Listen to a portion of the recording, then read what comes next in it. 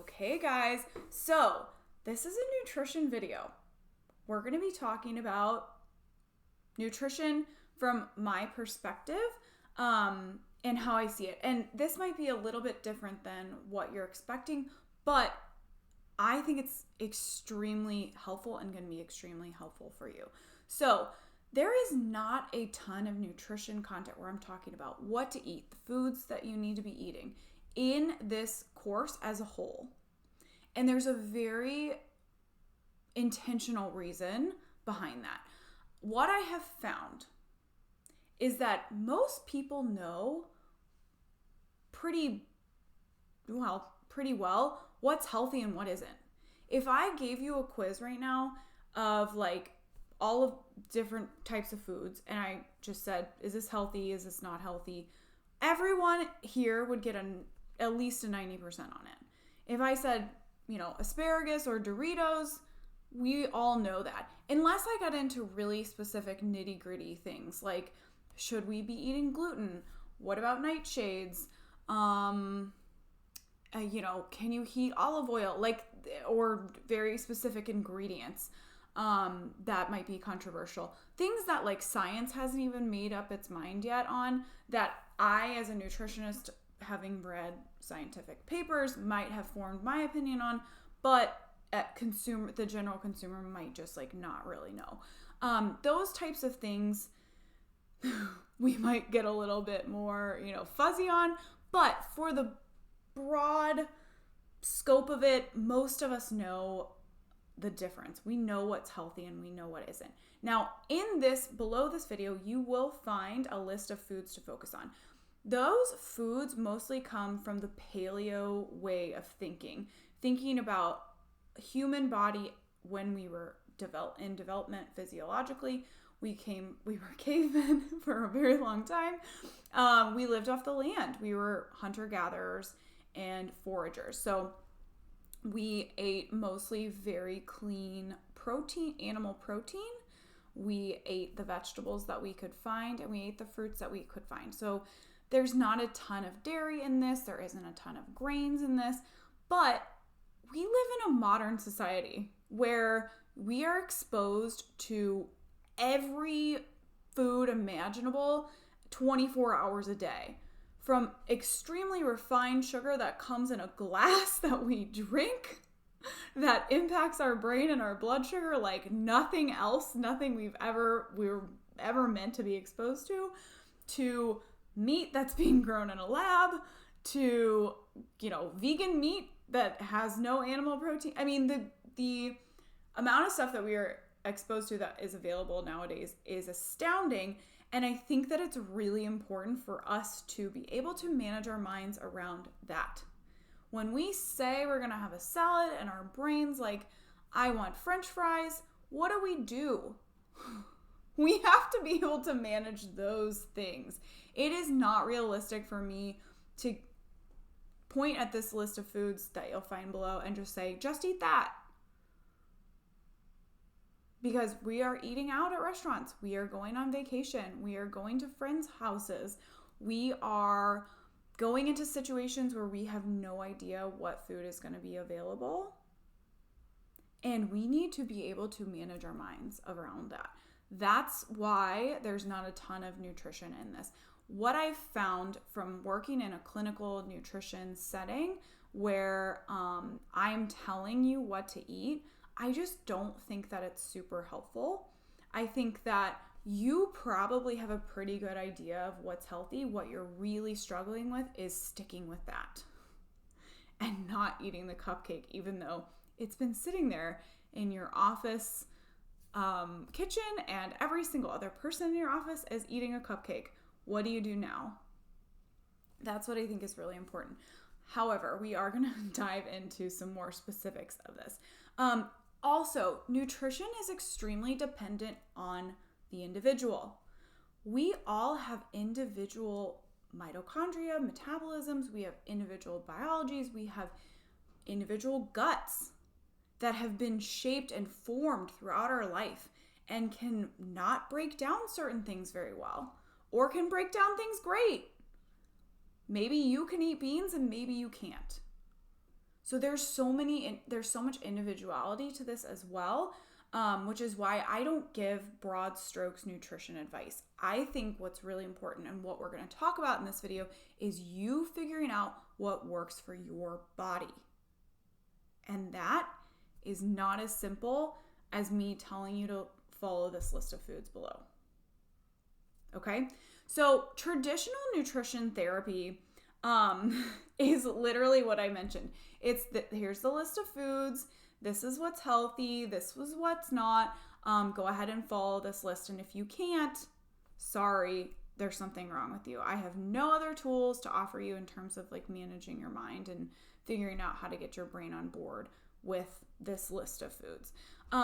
That list, whatever list it is, any scientific definition of what's healthy and what isn't, comes from a lab.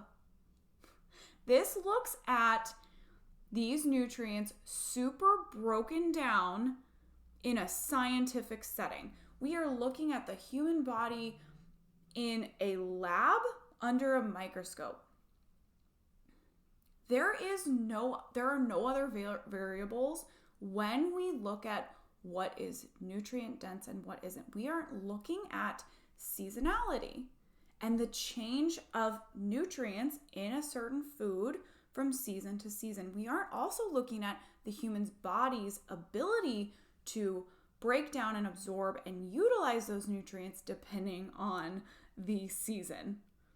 Your body's ability to use nutrients changes depending on how much sunlight you're being exposed to, depending on how warm or cold it is, depending on how much you're moving, depending on how you're feeling physically. Are you daily feeling cold or not? What are the other foods that you're taking in right now? There's so much variability to it. So typical nutrition therapy and theory does not include any individuality for you. It doesn't include your environment, where you're living, what you're being exposed to, what your foods are being exposed to. Are they being exposed to real sunlight or a grow lamp? Are they growing outside in the soil, in real soil that's been properly cared for? Or are they growing in soil that's been sterilized and sprayed with pesticides? All of these make a difference to how that food affects you, how you feel after you eat it, the nutrients that are going to be available to you after you eat it. And they also don't take into account your gut, which is a huge piece of this. Your gut's ability to break down food. Our digestive chain runs from our mouth all the way to our anus, and every bit of that is a piece of that food being broken down and releasing nutrients. So it starts with the enzymes that are in your mouth and with your chewing. How much do you chew your food? You might chew your food a lot more than I chew my food. You might chew your food a lot less than I chew my food. That makes a difference.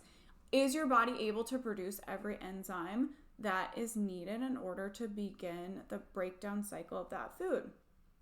That makes a difference. When that food gets to your stomach, how acidic is your stomach? How much is your stomach churning the food?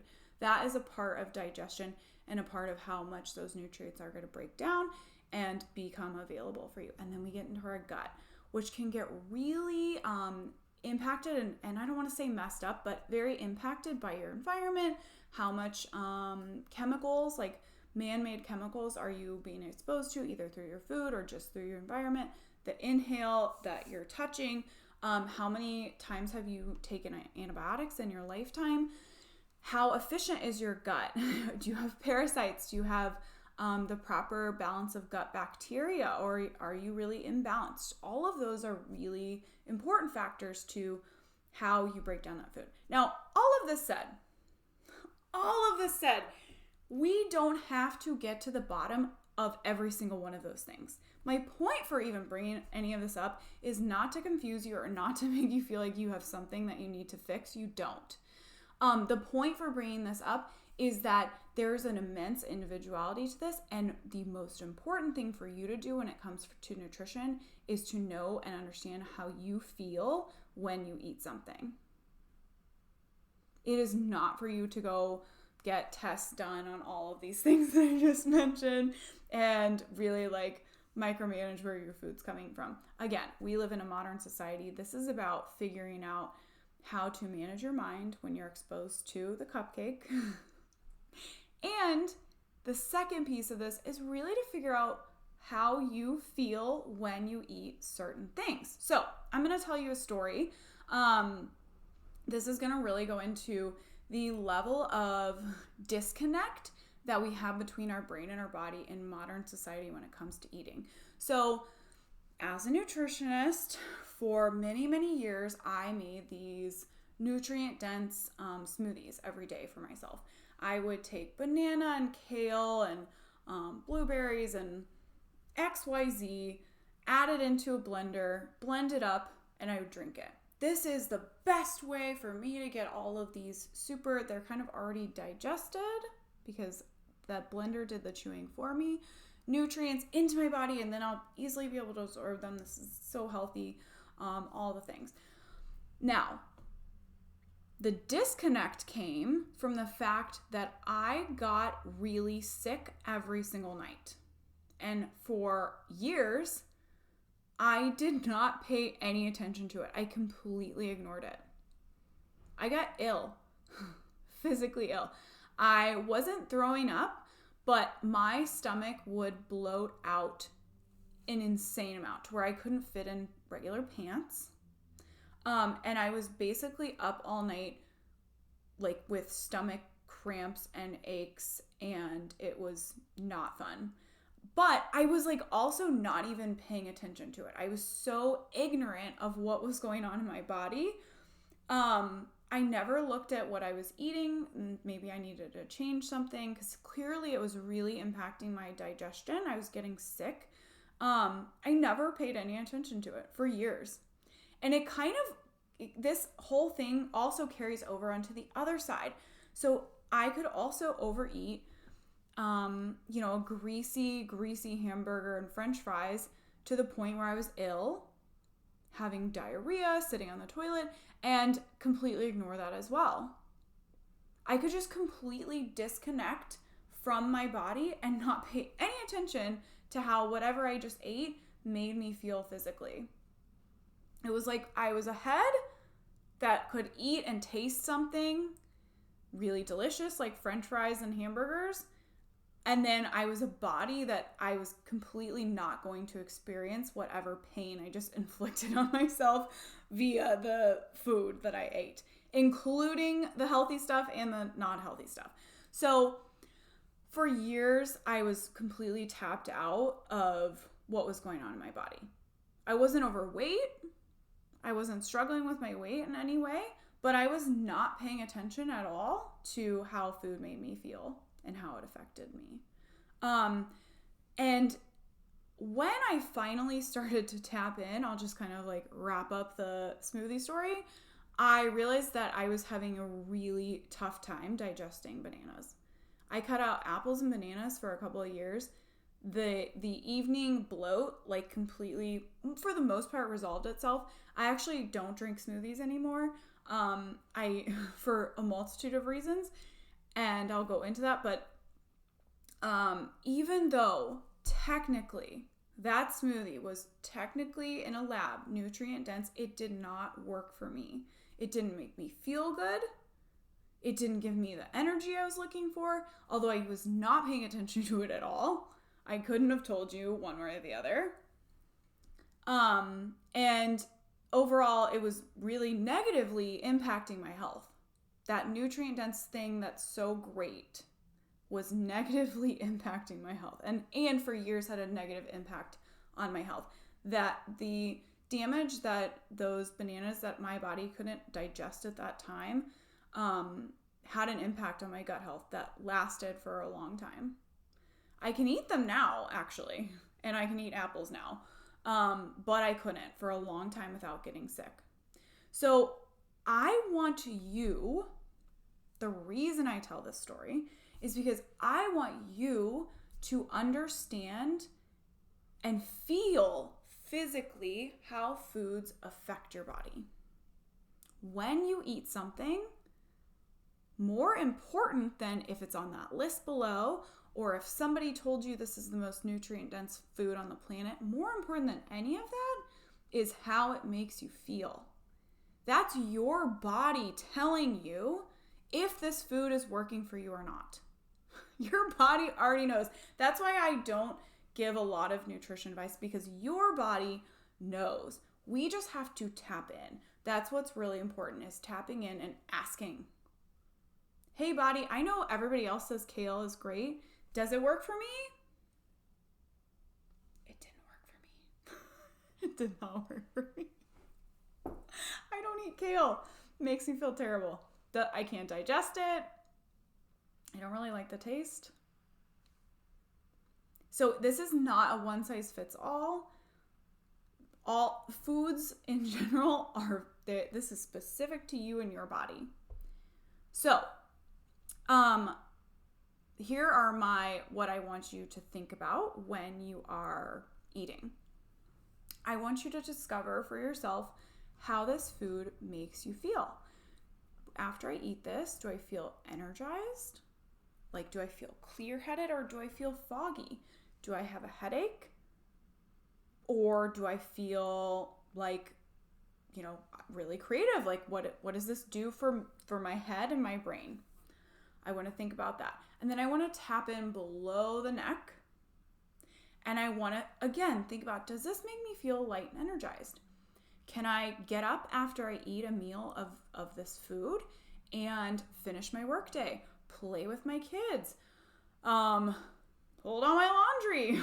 Or is this the type of food that makes me want to curl up in bed and watch a good movie? And I'm being serious when I say, I'm not joking about it makes me want to curl up in bed. Certain foods make me feel warm and comforted, but also not necessarily energetic. They don't deplete my energy, but I'm not running around after I have a big bowl of warm soup wanting to, get all my chores done. I'm more warm and comforted and I'm ready to settle in.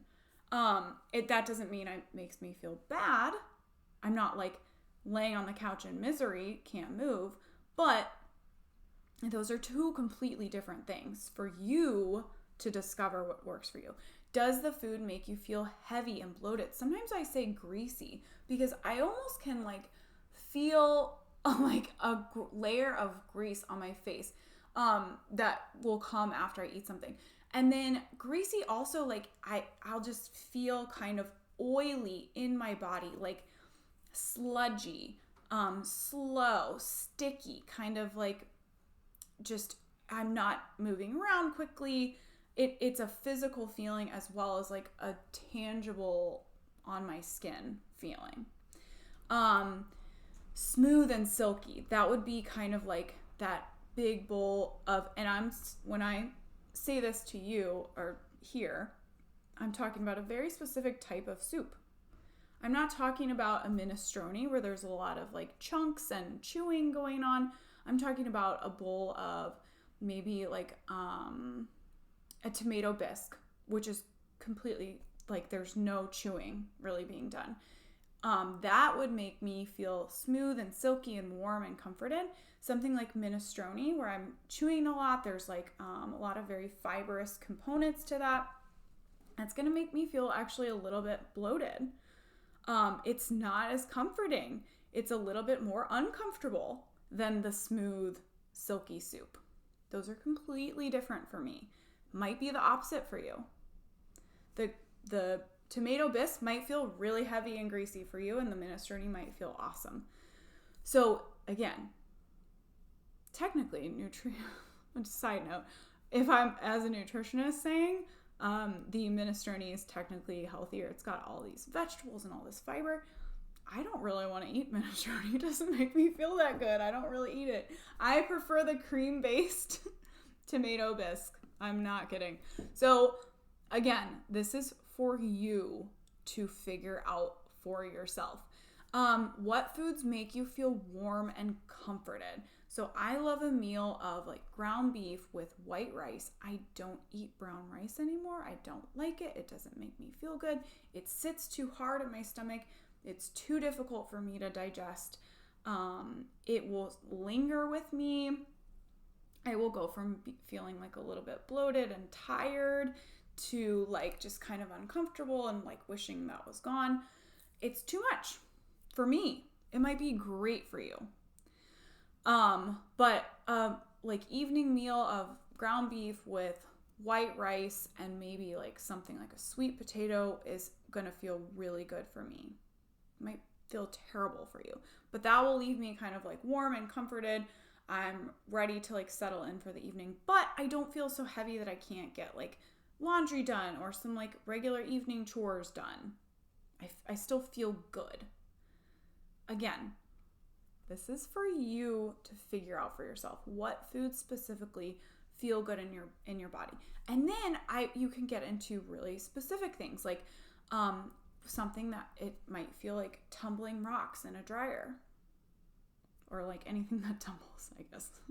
Dryer, whatever, washing machine. Tumbling rocks. So for me, that would be closer to like that minestrone soup. Like my stomach is doing a lot of work. Cruciferous vegetables, raw cruciferous vegetables. I can do them cooked, like broccoli is good cooked.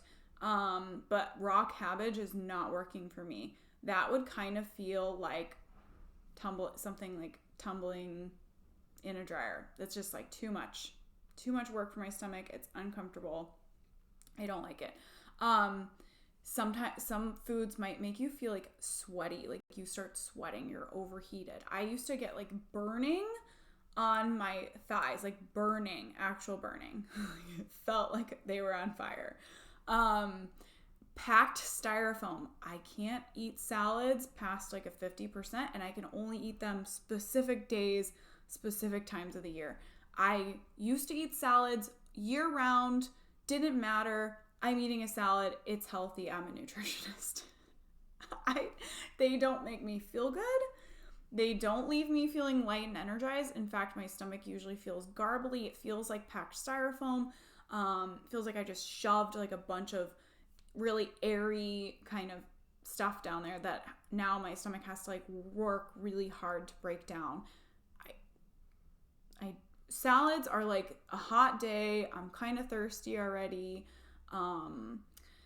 Or it's like a pre-meal. Like I'll have a little bit of salad before my dinner, like a dinner salad, normal type of thing. But salads aren't really a meal for me. And especially during the cold weather, don't enjoy them at all. Not at all. When it's cold out, no thank you. Also, I would prefer something like spinach in my salad over romaine. Romaine is way too much for my body to handle. It's not comfortable. I don't like it. Again, this is for you to figure out. I would also prefer a warm protein on top of a salad as opposed to a cold one. This is how specific you can get. This is something that you do over time. It does take a little bit of time, but figure out what feels good for you, what feels good for your body. What meal at what time of day, at what time of year can you stand up from and be like, yes, I feel awesome, I'm ready to take on the rest of my day. Or like, oh my gosh, I feel so great, I'm ready to snuggle up with my family on the couch and watch a movie. That's for you to figure out. This is the individuality part of it. It does take a little bit of time. That's okay. A lot of times you can ask yourself, before you eat something, how does this make me feel? Your body probably, if it's had that food before, it probably already knows. You just gotta be open to hearing an honest answer. Okay, so how do we choose a balanced meal? These are the things I like to think about. I look for a protein, a carb, and a fat.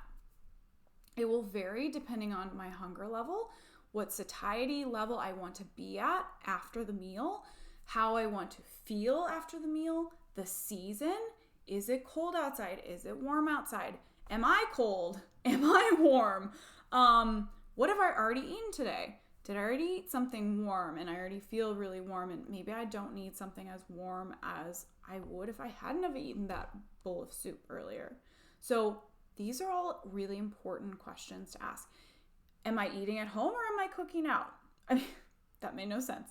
Am I eating at home and cooking, or am I eating out? That will drastically change the types of options you have. So what I do like to do, I did already say this, I look for a protein, a carb. And the carb is like a vegetable. It can be a potato.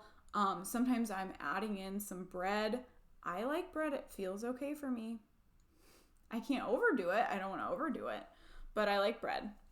And it feels okay for me. And I eat white bread.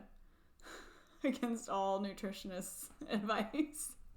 And the fat. So I do think about the fat is the satiating part for me. That's what's going to allow my body to digest the food in a really good way. I've done low fat before, and I don't digest things very well. They hurt more, my stomach. Maybe hurt's not the right word, but it's more difficult for my body to digest them, so it's a lot more uncomfortable, the digestion process. So I always make sure I've got a healthy fat in there. So I always, first and foremost, I'm tapping in when I'm at a restaurant with a menu in front of me and all these different options. I'm tapping in and asking myself, how do I feel? How do I want to feel after this?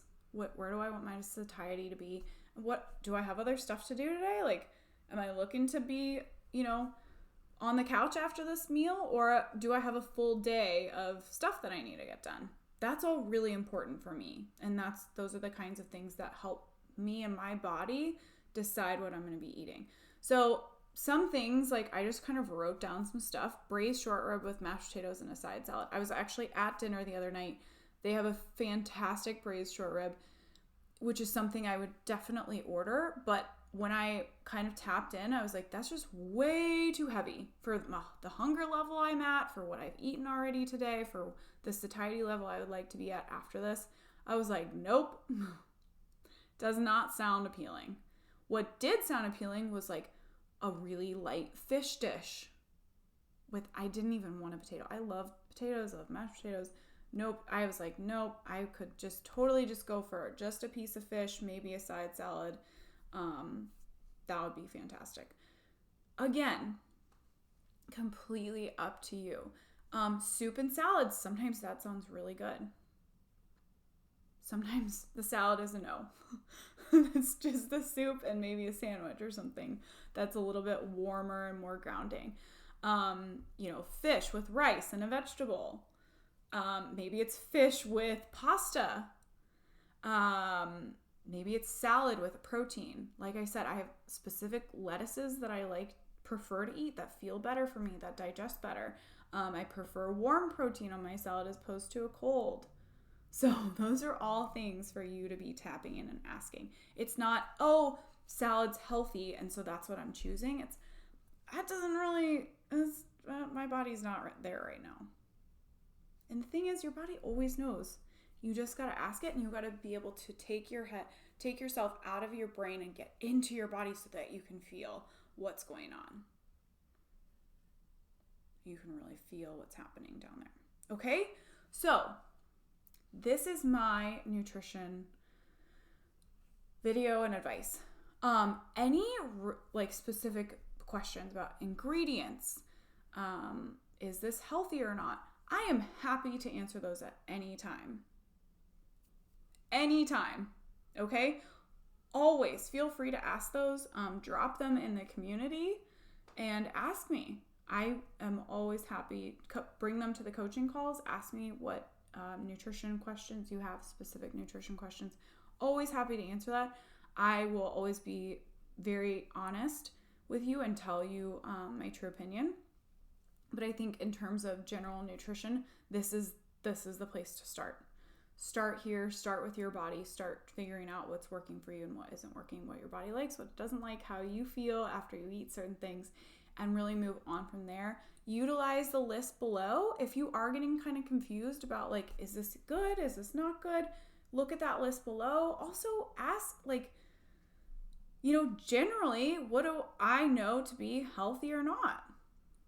All good questions. Okay, I will see you guys in the next video. Bye.